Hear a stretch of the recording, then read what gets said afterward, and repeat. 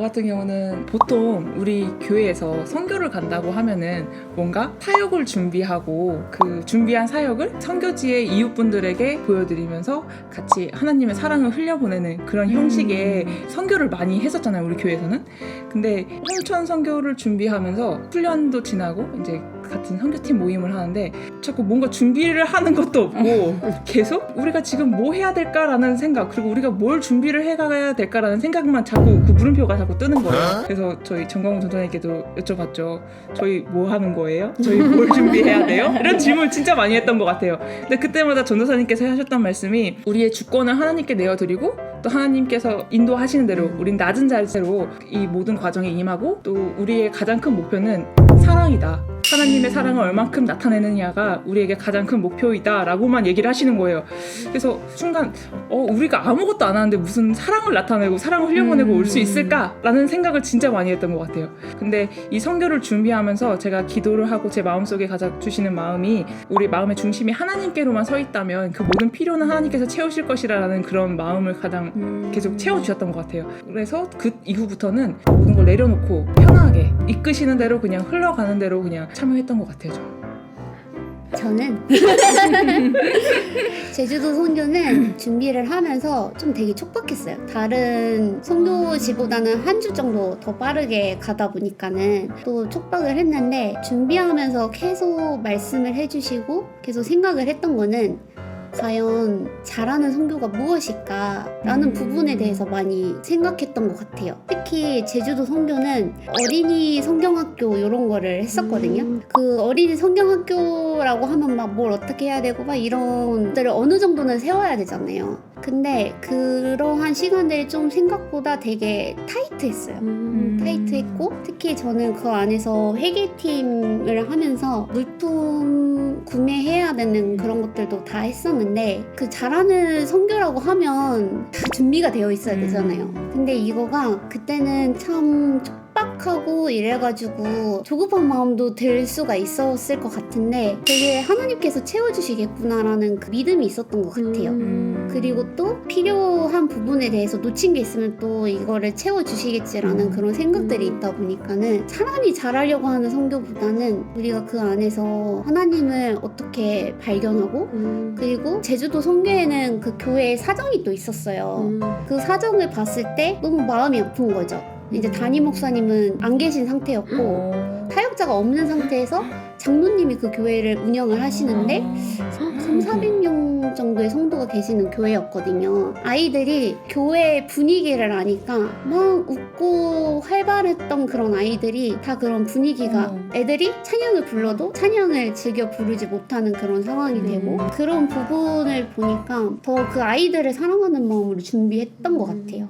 그래서 막 공과팀도 있고 또 진행팀도 있고 막 이랬었는데, 참 짧은 시간 안에 저희가 계속 잘하려는 그런 마음을 내려놓는 그게 좀 제일 기억에 남는 것 같아요.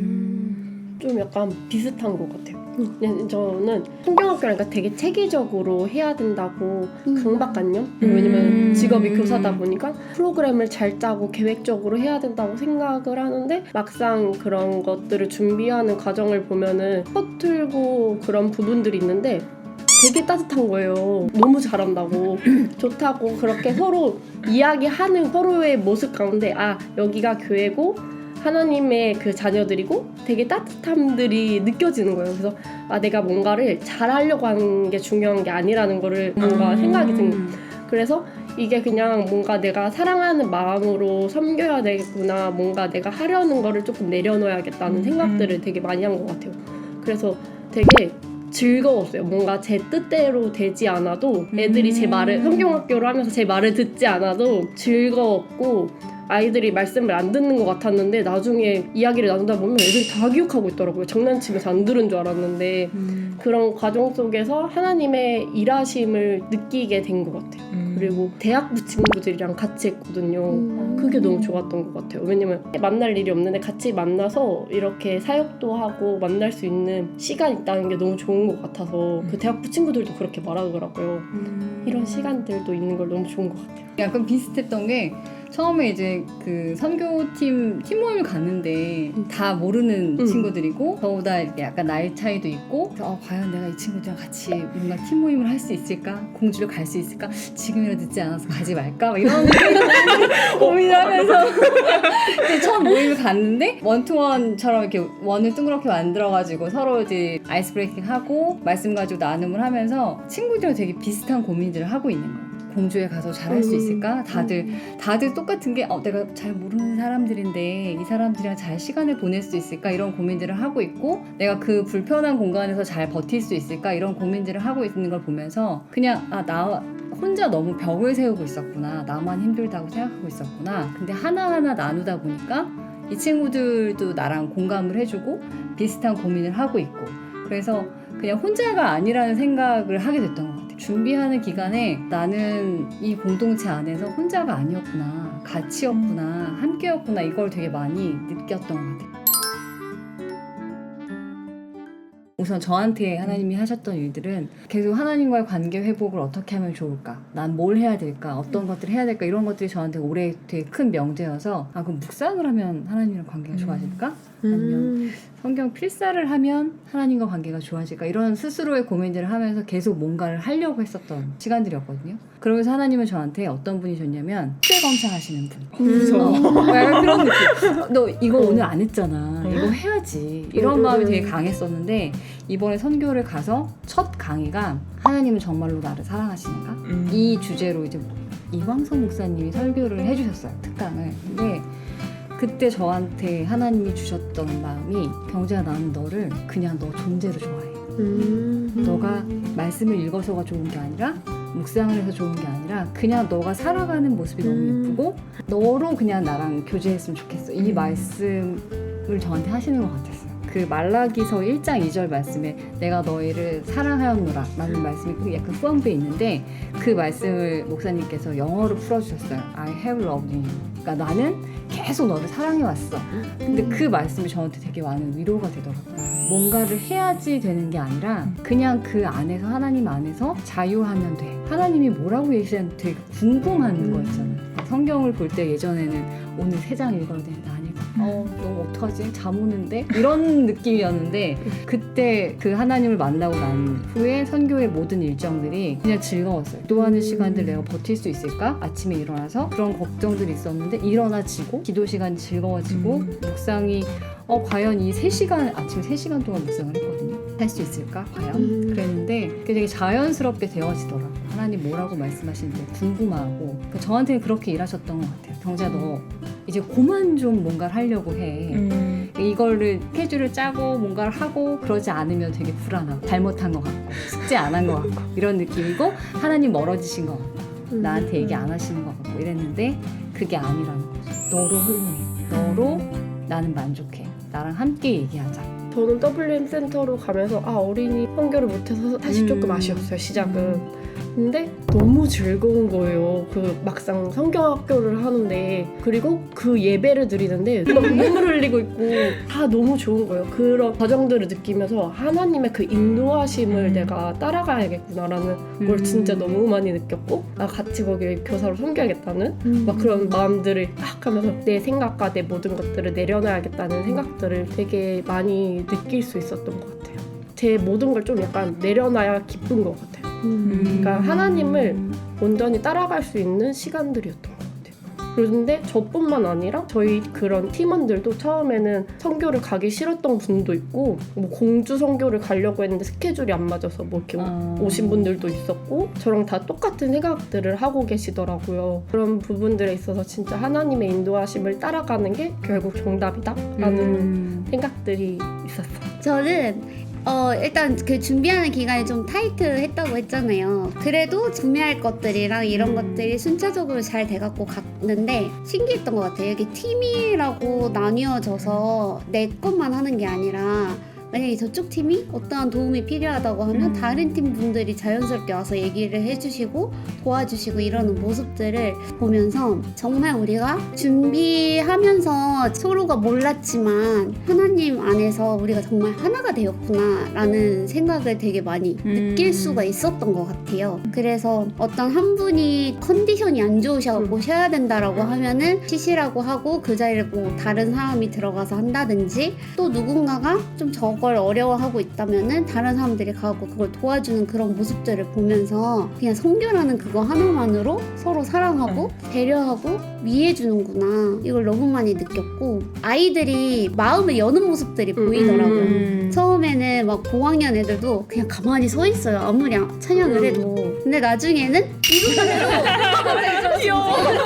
애들이 이렇게 움직이는 거야, 마지막 날. 근데 그런 거를 보면서 아, 하나님이 이 친구들한테 이렇게 또 우리가 흘려보낸 사랑들이 다 그렇게 잔잔히 스며들게 해주셨구나 라는 생각이 들면서 그 애들의 변화하는 모습, 그리고 점점 장난기 어린 그런 모습들을 보면서 그 친구들 위해서 기도하고 싶다는 마음이 너무 생기는 거예요. 이 친구들이 앞으로 중학교, 고등학교, 대학교 이렇게 또 순차적으로 학창 시절을 보낼 건데, 지금 만난 거는 잠깐뿐이기는 하지만 이 추억이, 우리가 왔다 간 그런 추억들이 하나님이 흘려보내주신 그 사랑이 잘 흘러가고 또 그 친구들한테 계속 머물러서 그 삶을 살아가는 밑바탕이 되어줬으면 좋겠다라는 그런 사랑하는 마음이 막 샘솟는데, 나만의 생각이 아닌 우리 팀원들도 같은 그런 생각들을 하고 있는 걸 보니까는 너무 하나님이 일하시고 계시는구나, 진짜 하나로 만들어 주시는구나를 느꼈어요.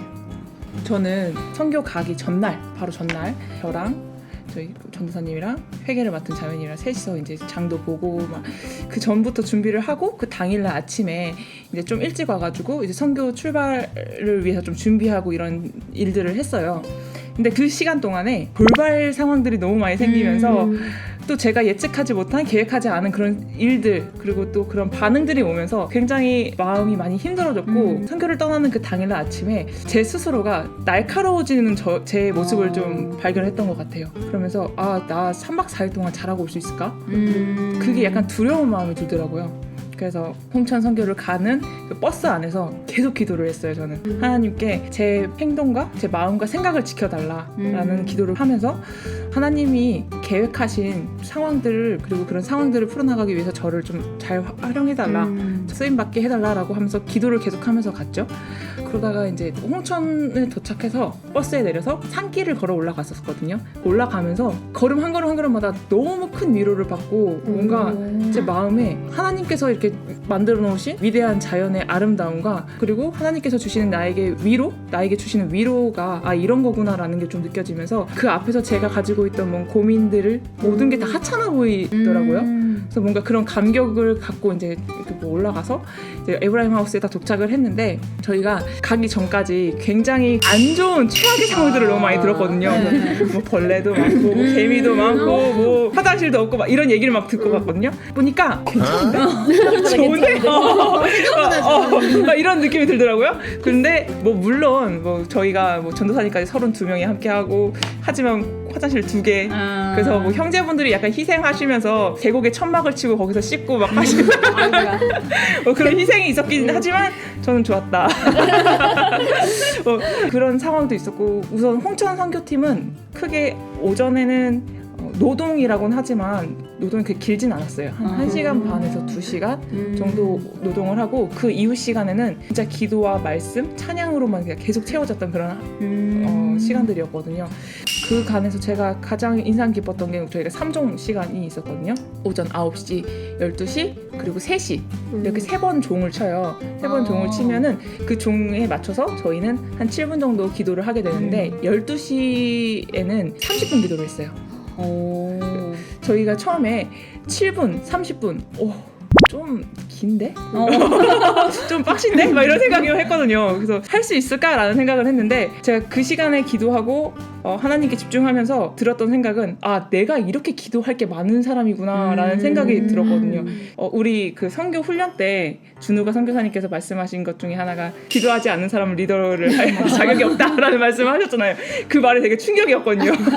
그때부터 내가 감당하고 있는 이 지체 하나하나에 대해서 내가 기도를 해야 되는구나 라는 생각도 하고 우리 항상 배웠을 때 기도는 회개부터 라는 말씀을 하셨잖아요. 그래서 회개를 하다 보니까 한 30분이 부족하더라고요. 맞아. 내가 이렇게 죄가 많은 사람이구나 라는 생각도 들고 그러면서 그 기도 시간에는 저는 뭔가 하나님께 구하는 기도도 하고 또 하나님께 뭔가 질문도 하고 거기에 대한 응답을 구하는 그런 기도들을 많이 했던 것 같아요. 거기서 좀 기억에 남는 것들은 하나님께서 저에게 알려주신 게 그 형제 자매들에 대한 그런 사랑을 좀 알려주셨어요. 공동체에서 뭔가 느껴지는 그 친밀함 정도까지는 알겠는데 공동체의 사랑? 그게 뭐지? 라는 그런 단어가 잘 이해가 잘 안 되고 좀 어렵게 느껴졌었거든요. 그곳에서 기도하고 찬양하고 하면서 하나님께서 한 형제 하나 안에서 일하시는 그 하나님의 사랑을 좀 보게 된 것 같아요. 그래서 제가 이 형제 그 사람 자체를 보는 게 아니라 그 안에서 그들이 하나님을 바라보고 그들이 찬양하는 하나님을 바라보게 되는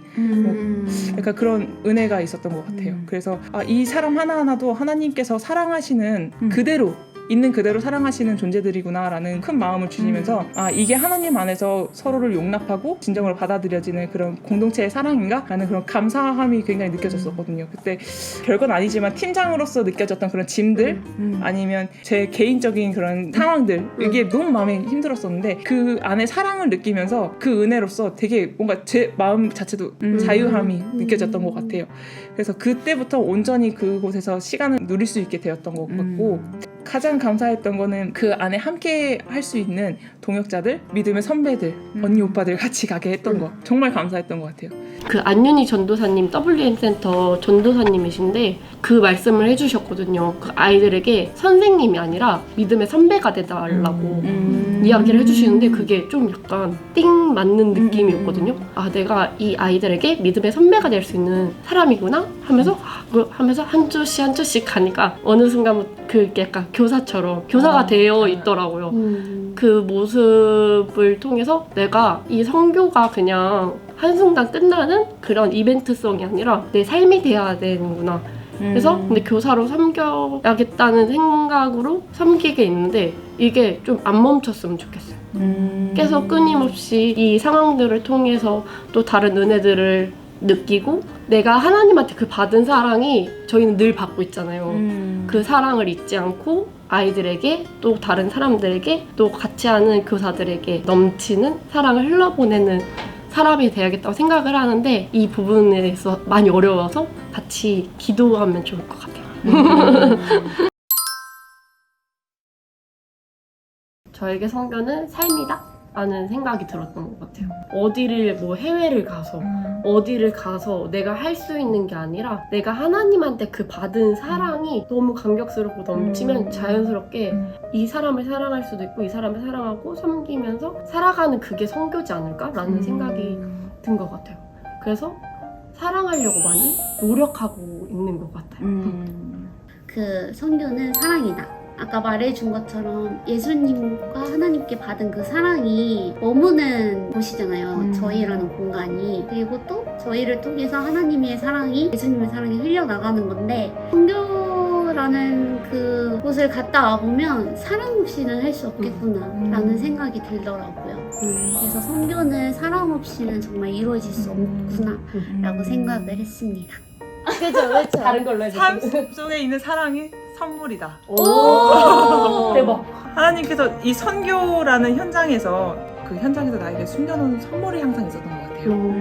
그거는 하나님의 사랑과 또 내가 가져야 될 어떤 공동체를 향한 사랑, 내 삶 속에서 어떻게 선교를 이루어야 될지 알려주시는 그런 큰 선물을 받았던 것 같아요. 특히 이번에는. 그래서 하나님께서 나의 삶 속에서 내가 어떤 사랑을 하고 내가 어떤 그런 관계성을 가지고 살아가야 할지에 대해서 방향성을 잘 알려주셨고 선교가 여태까지 갔던 것처럼 뭔가 사역을 준비해서 가는 게 아니라 내 삶 속에서 이루어지는 게 바로 선교라는 거 헌신해야 될 일 이런 것들이 굉장히 많더라고요. 그래서 그런 부분에서 한 걸음의 실천부터가 또 하나님께서 원하시는 것이 아닐까라는 생각이 좀 들었습니다. 선교는 하나님의 사랑과 하나님의 일하심을 함께 누리는 은혜의 자리입니다. 다음은 당신이다.